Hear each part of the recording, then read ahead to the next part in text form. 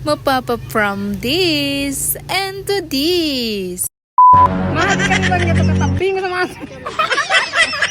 Hi everyone! Assalamualaikum! Hello beautiful people around the world! Anyway, sa video naman ito ay samahan niyo kami!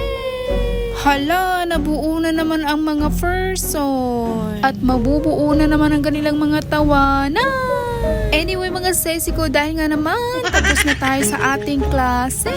At eto na nga, ginutom na nga kami. Nagpunta nga kami dito sa may karinderya. At shoutout nga pala kay Ate Salinyo at saka sa dalawang to. At dahil nga ready na si Ate Salinyo, ayan, lumipat nga kami sa isang kantin guys. Kasi nga wala namang paninda si Babu eh. Sold out na daw.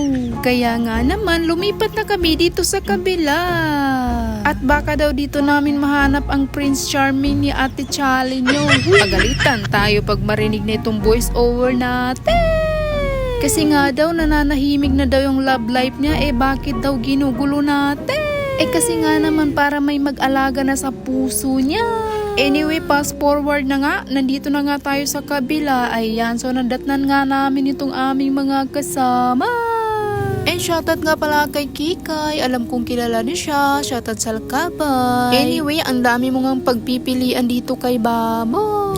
And finally, nakakain na rin kami guys. At ayan, nakikita niyo ba yung mga kasama natin? Puro yan sila available. Isa lang ang hindi available dyan. Charot lang. Yes na yes. And as you can see, tapos na nga tayong kumain mga sesi ko. At pag kami talagang kasama mo, hindi ka talaga maboboring dahil nga naman nandito si Maliga na talaga naman patatawanin ka. And by the way mga sesi ko, pupunta nga tayo sa mga time na yan ng GNT dito sa May Dalika.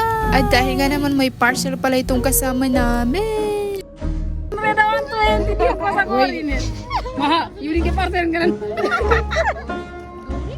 Marah ka boleh parcel nila guys. Bakar ini kasakali tahu masa buri. Are mamu na, dir ganisa. Dir natin. Damak po ay di makaganisan.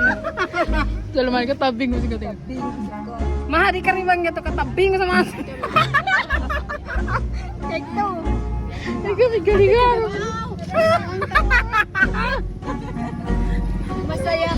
Kailangan pa rin mga gisay ka rin katawid. Finally, so nandito na nga tayo sa may Dato Saudi, kung saan dito po ay may swimming pool. O sige na nga, hanggang dito na lang po muna ang ating kwentuhan sa araw na ito. So yun lamang po guys, thank you for watching, bye!